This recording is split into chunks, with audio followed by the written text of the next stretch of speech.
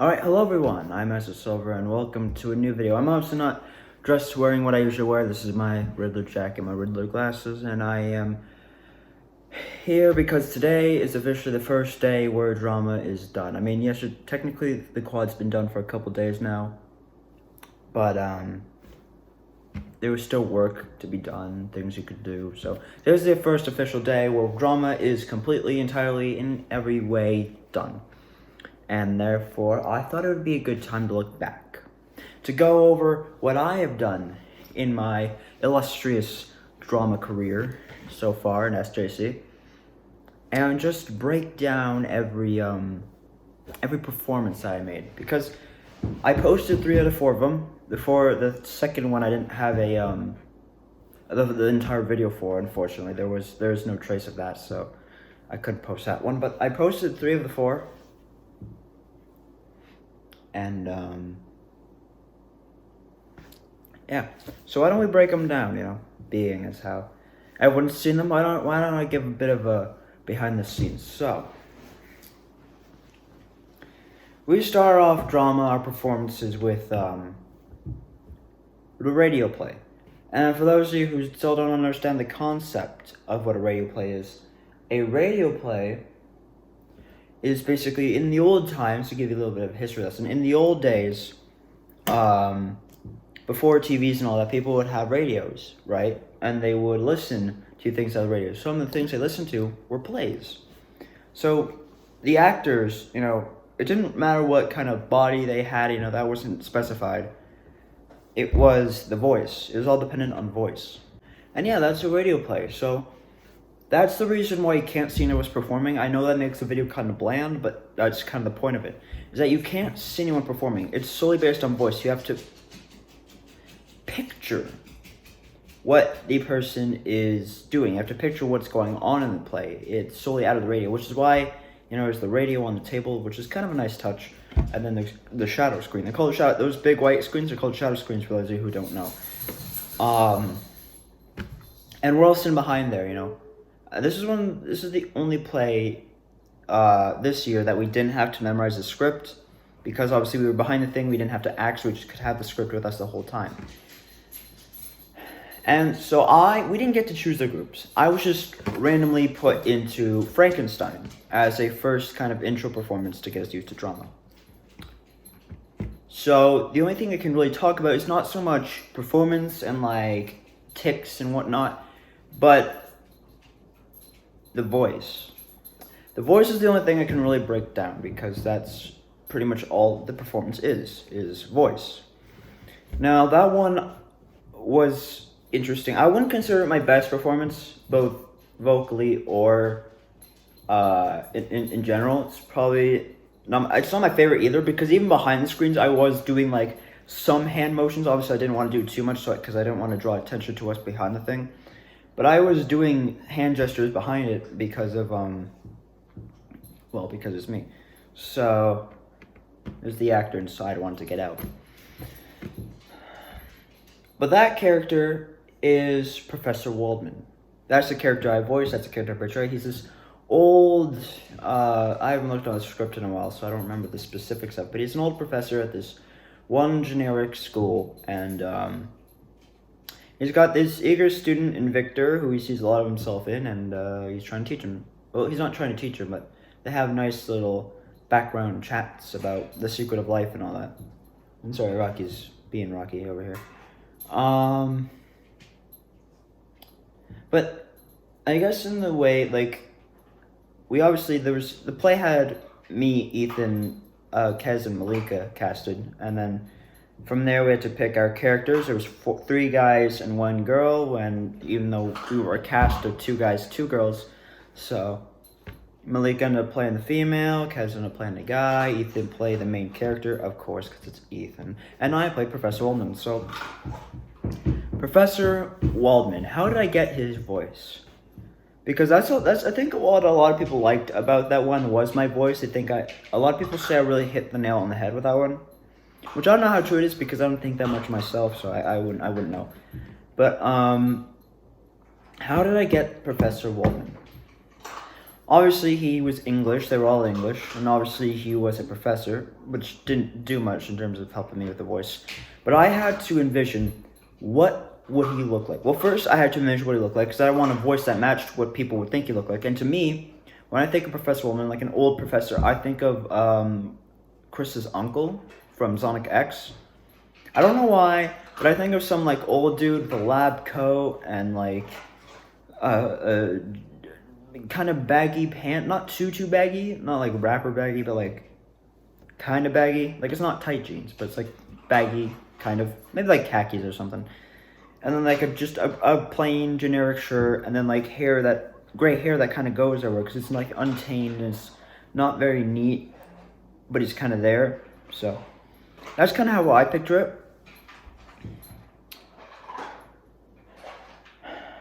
I think, and he's eating a lot. I think I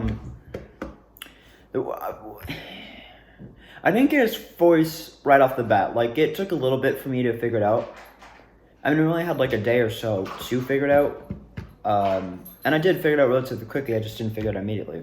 I think I had two forms of inspiration when creating the voice, because obviously I had to get it English first. That was the first part, was figuring out how to make it English. And so I looked at it because, like, when it comes to accents for me, I need a trigger line. I needed something that would hit me in my brain and be like, okay, that's the voice you guys speaking. For instance, like, oh, gets me in my French voice. It's not a good French voice, but whatever. And then, why is it tilted? That's weird. And then, oh my God, Rocky, why are you so hungry?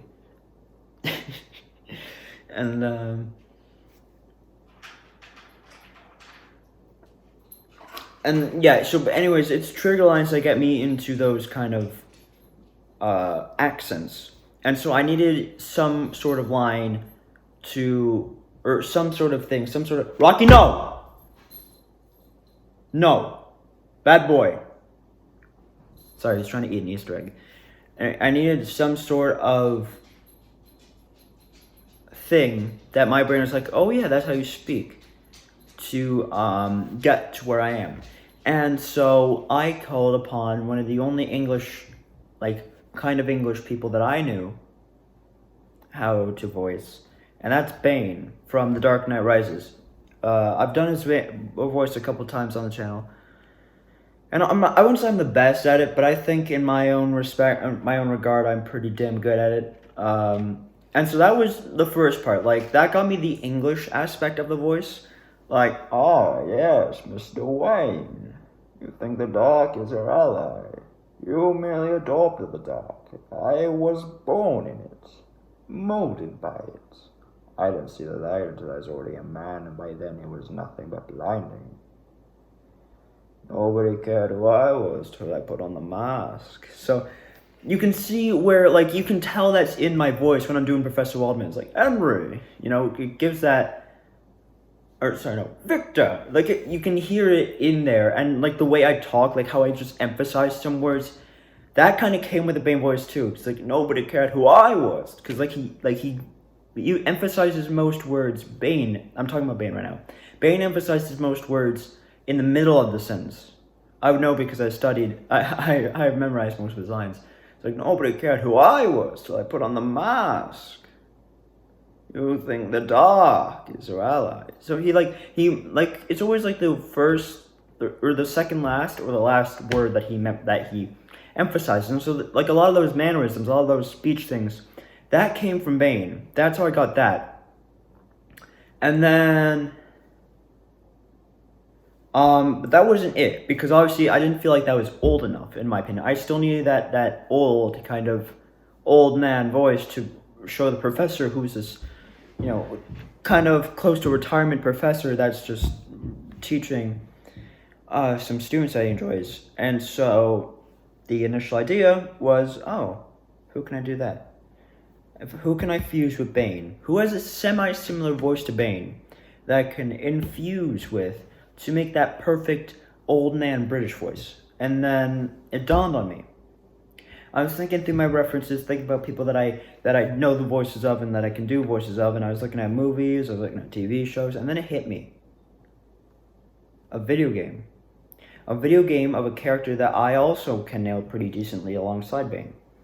That has a voice similar to him, and that was Joey Drew from Mending the Ink Machine.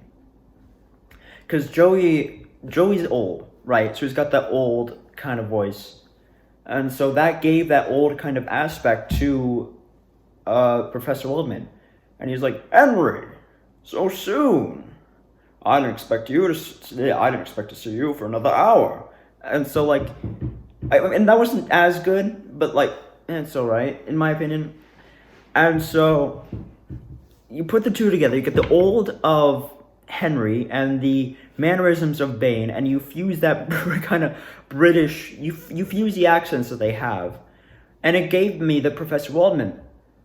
Oh, the secret of life, Victor. I am astonished. I would be. What are his lines? No, I found the entrance to the laboratory quite by myself.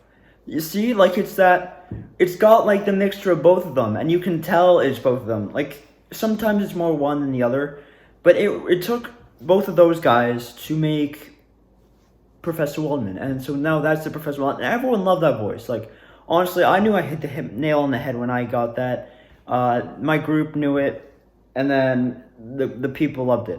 Also, fun fact, the recording of the radio play, that is not the original attempt at it, because the original attempt had an audience.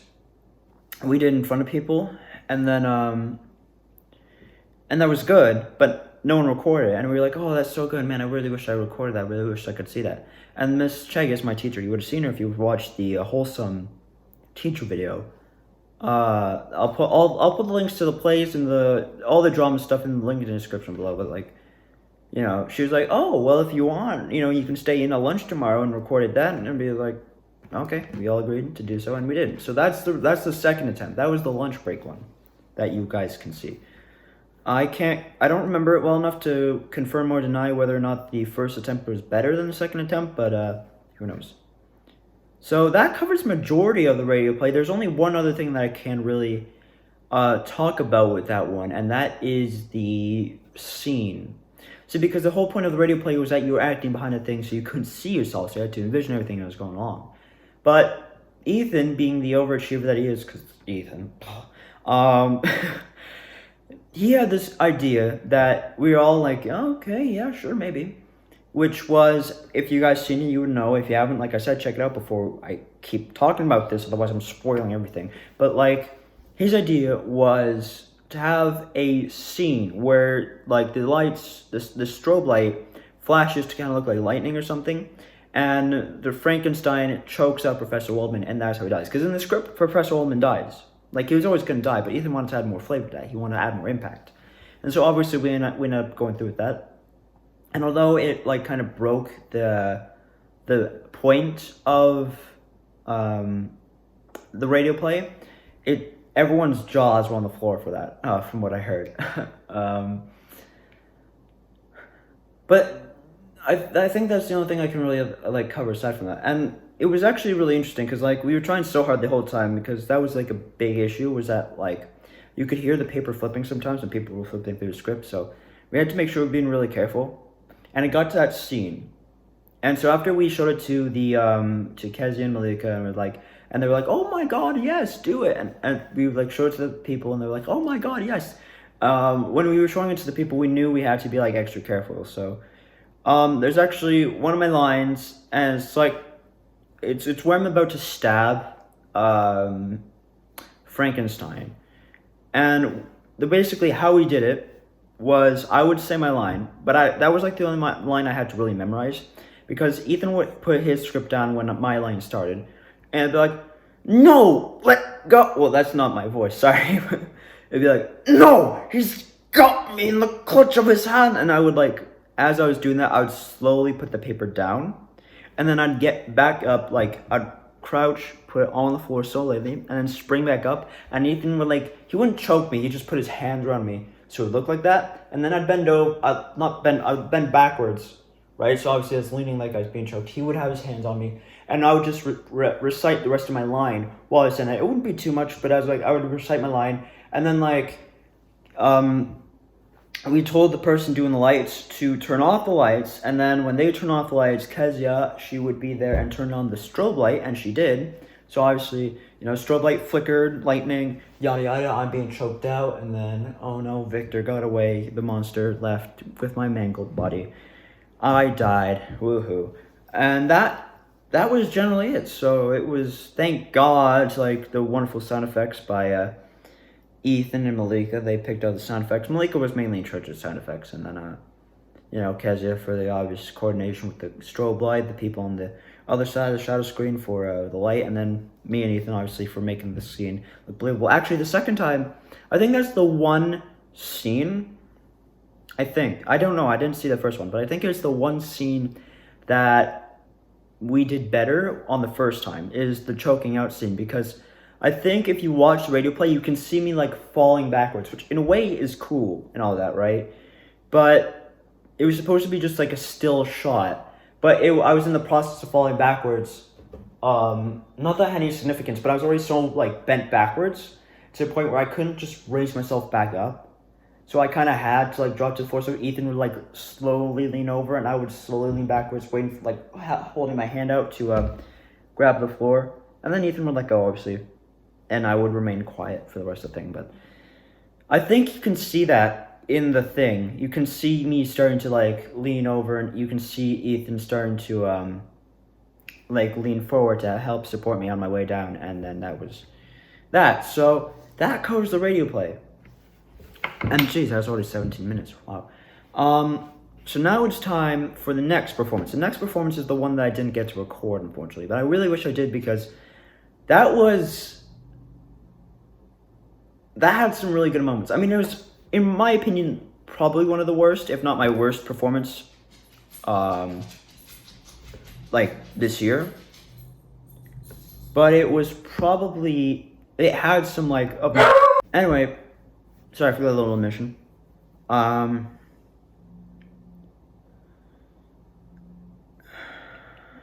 Yeah. So I have like pictures and like short clips, but I don't have the entire video. I don't think that was ever recorded. And if it was, then people are keeping something from me that I really want. So I'll put like pictures up as I'm talking. But first, obviously there's the cast. And so the cast of the ritual, because it was literally a ritual when we decided to do a dark ritual, because that's the most common ritual. And not everyone was doing the dark ritual. We were the only one, thank God. But like, yeah. So that one starred me, obviously, Bree, who you would know from the podcast if you watched it. If you haven't watched the podcast, then you wouldn't know Bree. Caitlin, who was kind of like the Ethan of this group. She was the one that wanted to go above and beyond. Riley, who is the best friend to Caitlin, and Lexi, who you won't see in any more of the drama videos. This is the only one. It's not even, you don't get to see her at all. Damn. But this one was particularly hard to get off the ground, because while we all worked really well together, we all had so many ideas, like, I guess because the script was really laid out in the radio play, and like, there wasn't much to really like expand on aside from that killing scene. This one we had to do entirely ourselves. Like this one, you've got the concept, you've got like the general layout of how the ritual is supposed to go, where it's like the sacrifice, the homage paying, the worshipping, the chants, and all that. But you weren't really told how to, so you had to make up like the reason for your ritual, and then like the sacrifices and all that, and the chants and everything. You had to work out the specifics of it, is how I should put it. Now, with that being said, our group, that one was hard. Not that like anyone in drama class has a hard time like getting off the ground, but this one was hard because immediately off the bat, I could already tell this wasn't going to work, because, well, it did work in a sense, but it didn't work as well. See, Caitlin, like I said, she was the Ethan, so she was kind of the one in control in a way. She gave most of the ideas because none of us really had any. Like, cause I mean, I was trying, but my brain was like, kept going to extreme. Like, it kept doing like going to things that were, oh my god, that were like impossible to do, in a sense. So I couldn't really do that, and so therefore I didn't have many good ideas. So Caitlin kind of took charge in that aspect, which is good, until she got bitchy. Now, I use that with the utmost respect, but I'm not going to sugarcoat anything. Me and Caitlin did not. Okay, Caitlin and Riley are best friends, and Caitlin was in charge technically, and so Riley was kind of like her second in command. And Riley is much nicer than Caitlin was in the production aspect of it. But Caitlin was like the one that kind of like you told the ideas to, and then she either shut them down or kind of turned them into her own kind of thing, like put her own spin on it, and then made a thing. And she especially didn't like me and Bree. Me and Bree got along because we were friends, and then Lexi was kind of there, but Lexi didn't do too much, so we'll get to the specifics of that later, but like, I could already tell this was going to be harder than radio play, because even if radio play we had to make the script, me, Ethan, Kez, we know each other, and Malika was pretty like open book too, so she like we knew what was going on, and so we all kind of knew each other pretty quickly. We all kind of had an idea of each other. We all got along well. Whereas rituals, none of us really knew Lexi, or at least I didn't know Lexi, and I don't think Bree knew Lexi either. I knew Bree, and Bree knew me. And then Caitlin knew Riley, and Riley knew Caitlin, obviously, because that's how social interaction works.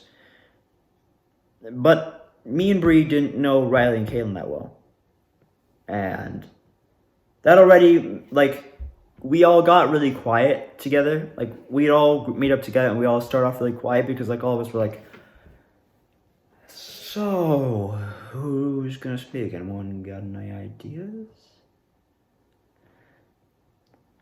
Where like, in the radio play, it was all like, oh, yeah, that's a great idea. Okay, so you can say this, and I'll say this, and yeah, that works, that's awesome. Oh, stupendous. Yeah. And like, oh, Henry. You know, there was a lot more progression in the radio play than there was here. And so it was hard to get it off the ground. We were probably like the slowest starting group because of the awkward tension. And then there was me and Bree, our friendship, especially like before the podcast, was a lot of arguing. Like, good arguing, not like we like got, well, I mean, we got into spaces.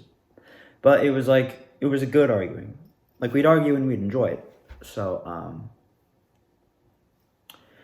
but Caitlin and Riley didn't get that. They just thought we were, like, bickering and all that. So Caitlin especially got, like, really annoyed with that. But that was, like, our only way of really interacting. That's all we knew. So, Caitlin got really annoyed. It was like, oh, you're off task, yada, yada. And, like, in that moment, she became a bitch. She literally... She was like, she took control, like, took her, like, full charge and just tried to run a train through us. Like, that's a bit of an extreme way to put it, but she did not like us and the way we interacted at all. She tried to keep us, like, separate at all times and all that, and I was like, oh boy. But we came up with the idea. First, we had to understand the concept of the ritual and what we were doing. And so Caitlin, being who she is, she had this really dark idea, and it was therefore, that's why it was dark. As you can see by the costumes, it was really dark. It was a darker play. So, as you can see right off the bat, if you look at the picture, I am not normal compared to the rest of them. Like, they're all in semi-casual clothes, red and black, yada yada. I mean, except for Lexi. Lexi came back on the day of. And I came back meaning that she was sick. So she didn't show up on, like, our main practice day. We had 3 days to practice, I think. First day was the day I'm talking about the most right now. Second day was practice day. Lexi wasn't there. Third day, I think, was performance day. No, third day was tech. No, we didn't have a tech. Third day was performance. Lexi came back on performance. She was relatively unprepared. So she just was in SJC clothes. It wasn't that good, but... Yeah, as you can see, I'm not normal. I'm in this I'm in this robe type thing. I've got this like spider poncho thing on me. I've got like these gloves with this red tape wrapped around them. I've got this like marionette inspired tears down my eyes. And they were inspired because Brie brought her computer while we were planning. And so when we weren't doing anything productive, Brie and I just played Ultimate Custom Night, and I was like, oh, wait, an idea.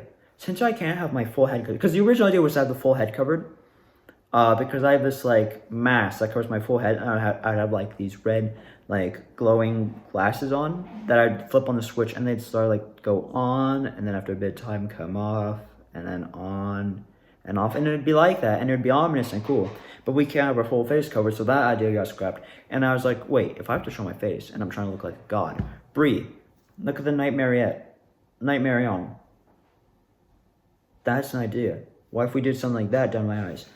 And so that was it. And if you go check out FNAF Pizzeria, FNAF Pizzeria, it's Brie's channel. It's all about FNAF, obviously. Link to that also in the description below. I posted a video where I was hiding in the box, but you can see there, the original idea was to have red and black, like to fit the theme of it all, because I had very minimal red in my costume. So to make it seem more like that, we put the red and black. We ended up taking out the red, as you can see there, but it was originally red and black. And so the general concept we came up with was that I was a god. I was this dark lord of grief, and they all had separate. Well, Caitlin was the voice. She kind of spoke more for me because I was a very talkative god. She was like the one under me, my servant. And then Brie, Caitlin, Brie, Riley, and Lexi were the people with grief. They all had different kinds of grief that they're come to me for help for. So that's the general idea. I figured out my costume that day. Like, it was relatively easy to find. I kind of knew what I was going for anyways. So just to break down my costume, I know I keep jumping places, but there's a lot to talk about because we can't really see it. So, I mean, I can see it, and my other group members, they remember it. But you guys can't see it, so I kind of have to break down each part. My thing just to break down was, like, black shoes, because, like, I mean, I have to have shoes, and I don't know.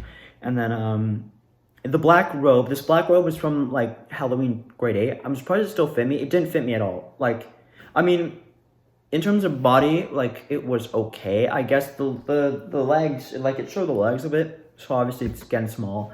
And the sleeves, it kind of showed up a bit. So, obviously, to make it not look so goofy, Brie offered her, like, her spider pauser she brought just in case. And we put that on me. We ended up having to put pins in it. That way it didn't, like, spin around and looks really weird on me. So there's, like, pins in the thing that keep it in place. But that's Breeze. That's why I can't replicate it for you even if I wanted to. Because I don't own the entire costume. So, I don't know. And then there's the gloves. And the gloves I knew. I don't know why. I always have this problem. But I'm very finicky with, like, keeping gloves on perfectly. Like, I have to have gloves on perfectly. But, like, with gloves, especially Halloween gloves, like, they always, like, come up. And so I have to push them back down. So my idea was, how can I incorporate red? Red electrical tape. I had red electrical tape. So I ended up running out of tape by the time I performed. And, like, I wrapped it around and it kept it there. But it's so tight, like, you could see, like, afterwards, I had these, like, markings on my hand. And they stayed there for at least half an hour. But I had, like, these markings on both my wrists where, like, the circulation was getting cut off. Not that it was bad. Like, it's not noticeable in the play at all. But, like, it was tight. And I liked that. I liked that it was tight because that meant that my gloves had no chance of moving. And that's all I really cared about. So there's that. And I have black jeans on because I wanted to fit the theme of black. And then my eyes, obviously, like I said, is black makeup running down. My hair is pushed back, which didn't work out too well. But it was pushed back. Swayed back. Obviously, it's not swayed back anymore. It's swayed to the side. But so there's that. That's my costume. I won't get into the other's costume because the other's costumes are relatively interesting and I can't provide all the details. That's more of their thing to tell you if they really wanted to. But yeah, there was a lot of tension, so we kept butting heads, especially me and Caitlin. Brie and Bree and them butt heads a bit as well. Me and Bree sat there a lot, being like, my God, they're such assholes. And Riley and them sat over there like, man, those two are so unproductive. I mean, but by like the second day, I had my entire script memorized. So, I mean, I had a reason to be unproductive. So we got the makeup figured out, we practiced. And so now to explain a set, right, because you guys can't see it. So I'll show like some pictures. I'll pick like the picture that shows the set the best, and I'll put that right there. The set consists of 3 shadow screens covered by a series of black and red sheets with then like smaller black and red sheets on top of that to give that like dreary kind of ritual-like feel. And then on the floor, like on the ground level, there is a bench for the bench that Bree and Lexi sat on. I don't know, I was in the box. Did they sit on that one? The original idea was to have both of them sit on. I think then Lexi just sat on it. I think Lexi, that was the one that only Lexi sat on. And then there was this like box type structure. But it was like a crate, and it had a cloth over it, and it had candles. I don't remember if it had anything else. And then like you move over, and then there's this chest type box that it's in the direct center, and it opens and whatnot. And I'll get back to that in a minute. But it's covered by like a blanket on the bottom, and then a blanket that's like held together by pins on the top, so it doesn't look like a box. Because the original box, it's painted and it says toys on it, because it's for a different play that we use for ours. So obviously we had to cover that up if we wanted to fit the theme. And beside that, there was like a table type thing that had like a silver platter with a skull on it and something else maybe. And then there's the other bench that had Riley and Bree on it. So that's the thing. And it was good. It was decent. And I don't have the script with me, so like I've lost a lot of that play, which is unfortunate because I really like that one. I would love to go back and see that one, but I just have the pictures on the 2 mini videos. So now I have to break down the performance. Oh yeah, I forgot to mention my character. The name for my character in the play, it's addressed as the Supreme because we didn't want to get all like Antichrist and whatnot and say the Dark Lord, or the Dark God or whatever. Which the original name was the Dark Lord. That was originally what we were gonna call me in the play, which didn't end up happening. And then so we just changed it to the Supreme to show that like I'm still all powerful, but like I'm not God. I'm not the Antichrist. So, but like his actual name, and you'll hear me address him a lot. Every time I talk about him, you'll hear me address him by his name because me and Bree, we came up with this name. Even though it's not officially like said, I don't think in the play, it was it's me and Bree's idea, and it is technically his name because it's my character. I can make the rules, and so his name is Dolor, and Dolor is Latin because I'm learning Latin. It's Latin for grief. And he is the god of grief, kind of like how not Egyptian gods, but like Norse mythology, and like Greek gods, they all like Greek god, like the goddess of death, or Thor, the god of thunder, you know. So I was Dolor, the god of grief. That was my specialty.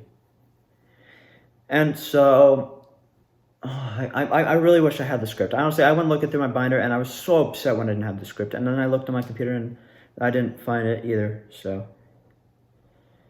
If I find a script, which I'll keep looking for, but if I find a script, then I'll definitely go back and I will, I'll make like a little video, like reading the script on that. But so the lines aren't going to be exact, but basically how it started off, I was in that chest box. At the start, that's where I'm in, and it was so hard to do because we had to like use all these different microphones to be like, okay, can we hear him clearly? Like we need to be able to hear him because he's communicating with the with Caitlin, but no one knows where he is, so. How are we going to incorporate him in this? Because no one knew I was in the box, except for Caitlin and them. So I hid in there, and then we ended up having this mic from Miss Chegas that's connected to like a Bluetooth speaker, and I read my lines, and I was like, but general premise was like, oh yes, these new recruits, I picked them because they have grief I want to explore, yada yada, I hope you can trust them with them out there, and then don't disappoint me, yada yada, something around that premise. and then I'd have to turn off the mic, and I'd just sit in there for a while, and it got hot in there. Like, believe me, I was dead by the end of it. It was so hot in that bloody box, especially with all the layers I was wearing. Like, it wasn't the funnest. But I didn't mind it that much. It was comfortable for the most part. It just got a little repetitive after a while. And then, like, Caitlin introduced Riley and them, and then, like, they gave them monologues about the grief, and then Caitlin, she was there, she announced me, and then she opened the lid. And this is one of those moments I was really talking about I wish I had on camera. And I have pictures of it, so I'll show them as I'm talking. But I took inspiration from The Undertaker. Like, I grabbed the box, and I just sat up like The Undertaker. And then because I'm staring not at the fans, I mean, not at the audience, but, like, because of the way the box is sitting, I, would sit up looking at the wall. Or I guess in that case, the shadow screen. So I just stood there. I sat like that, and then I slowly tilted my head towards the audience. And I gave, like, each single person, like a death glare. Like, I looked dead. I did not look like me. And you can see in the pictures, when I'm looking around, I just look pissed. I am woken. I don't know why I'm woken, but I am woken, and I am the god of grief. Who dare calls upon me? I didn't say that, obviously, but I was, like, looking around, and people were scared shitless, because this was, like, the first character that I got to act as, and it was my, it was, like, no one else had done it, and so I just tapped into that as much as I could, and I knew, like, this thing was horrible, because there was so much tension between the group, and Lexi was, like, as I said, absent the main day of practicing, so she didn't memorize the lines too much. So I knew I kind of had to carry it on my back. I was the standout character, and I did end up being, like, this isn't even my words, this was, like, other people's words, but even other people admit that, like, during the rituals, I, as an individual, like, I was the best individual performance. As a character, I was the best individual performance. So, like, I looked at everyone, right? And I was looking directly at them in their eyes, and they were scared. They had not seen this coming in. I was scary. They were shaking. Like, and then, like, I had to get out of the box, so I climbed out of the box, which I guess from some perspectives might be a bit goofy, but, like, I stood down, kind of like The Undertaker when he had long hair, and I stood down, and then I didn't look up. I tilted my head towards Bree and Riley, and I gave both of them death glares. So I looked at them, and I was just like, I didn't say anything, but I was just looking at both of them, and Bree was, like, concerned for her life, like, is he okay? And then I, like, turned my head slowly over to Lexi, and Lexi was also looking really concerned. And then I went and I fixed them up, but while I was doing that, and I kind of made it iconic in a way, because while I was doing that, while I was climbing out of the box, and then I stood there and I was shaking, like, my hands were, like, vibrating violently, and then I was also breathing heavy. Now, those two things, like, people told me afterwards, like, Jesus Christ, I thought you were possessed or something, and I laughed at it, but, like, that wasn't intentional. The shaking came from the stress that I had, the knowing in my mind that I was, like, I was what made or broke the performance. Like, it was up to me to make this performance in any way good. And I don't want to make it all about me, but like, if you were there, you would know that I was literally, like, I was carrying that thing on my back, and I knew, and everyone else knew, everyone in my group, everyone in the audience knew the moment they saw my character that I was going to be the one that had to carry the performance, which meant I could not mess up any of my lines. I could not mess up a single movement. If I screwed up once, it was done. And so, like, I knew I had to be picture perfect, and I don't have very much trust in myself. I don't have very much faith in me. So I was like, do I memorize my lines? Do I memorize my lines? Do I know all my lines? And, like, I knew my lines. Like, I was nailing them during practice, timing and everything. And but every time, no matter how much I practice, every time I go up on stage, it's like, do I know them? Am I capable? Do I understand my lines? And so the shaking came from that stress. I can't screw this up. This is me. This is my light. Everyone's eyes are on me. I have to make this work. And then the breathing came from me trying to calm down my own nerves, which I didn't mean to make so loud, but I made so loud, and it kind of worked, so I kept going with it. But I was sitting there the whole time just like...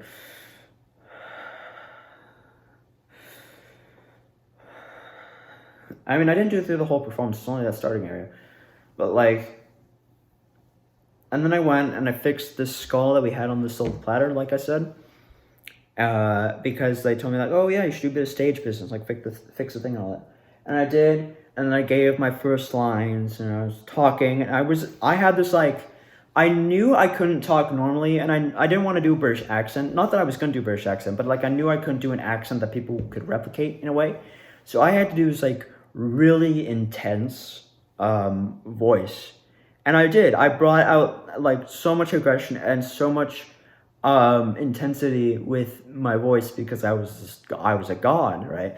So my trigger line to get into that voice is like, this society is twisted, and it's like, it's that level of intensity, that level of just aggression, of unhinged like nerves firing that I brought, and I was like that the whole time.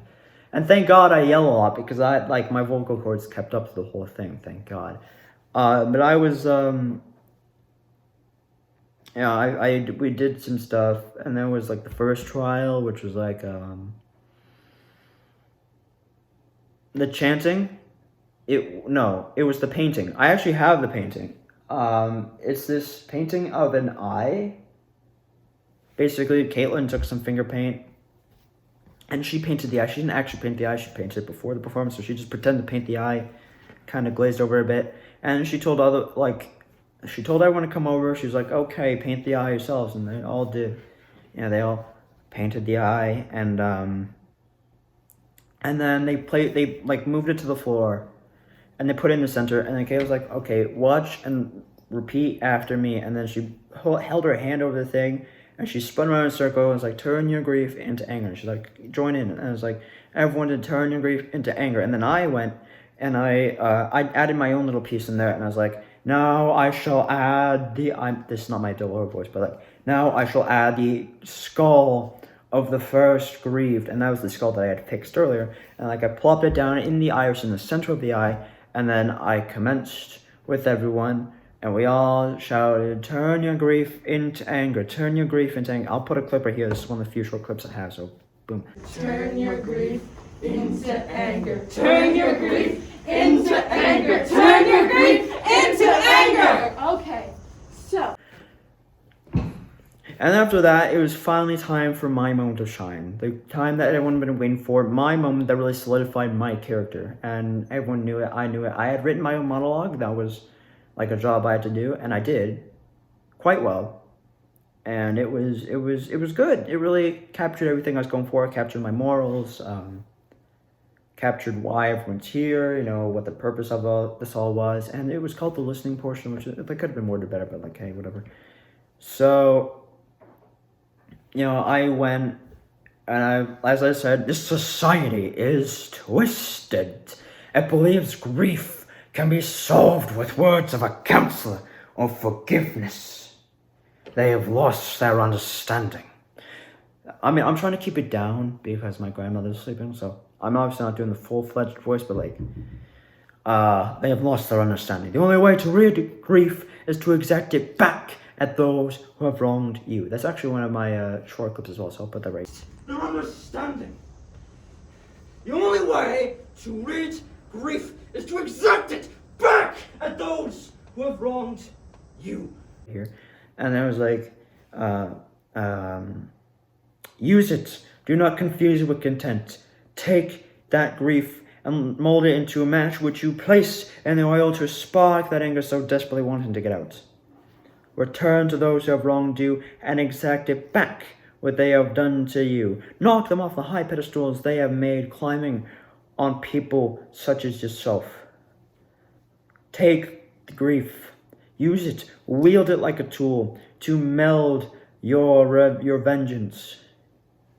Grief is a necessary step to revenge relieved. No, revenge is a necessary step to grief relieved. And that was that was pretty much it. It was kind of rough. I think I missed a few lines, but that was most of it. I would say that's at least like 80% of it. And so I gave that, and I was at this point like I was thrashing any kind of voice that I had, and I was putting everything I had into it because I knew this was the make or break moment, and I gave it, and it worked. And then the worst part of it happened, and that worst part was Lexi. I keep going back to Lexi because it is the thing that happened. Lexi didn't know her lines, so Bree gave her lines. Oh my God, are you sure this is the right thing? And then I was like, I don't care. It's like, it's all about grief, and I need my grief relieved. I was the one that's done wrong. Why should others be successful off of our punishments? And then Lexi, she forgot a line, so she broke character. And was like, can I have my script? And I was sitting there in Monologue. I was sitting there in Tableau, and I was just like, God damn it. And I think everyone in like the audience, I think everyone in my group knew. I was just like, nope, that's it. We're done. We're dead. So she had her script. She like spoke her lines, and then we all continued as if it didn't happen. Caitlin delivered the candles, thanked us.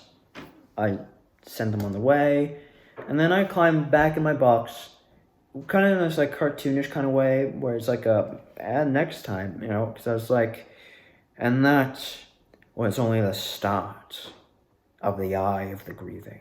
And I closed the lid as I sunk back down into my bed. And that was it. That was the entire performance. And then I popped back out right after because I was hot as all hell. But like it was over, so it didn't really matter. Right? And like, yeah, it was a mix of good and bad. Like there was no in between. It was either really good or really bad, in my opinion. But Delore became an iconic character from that, and although it was the best individual performance, it wasn't enough to save the performance. It was still the worst. There was a lot of bad things about it, but that was the general gist of it. A lot of tension. Me and Bree,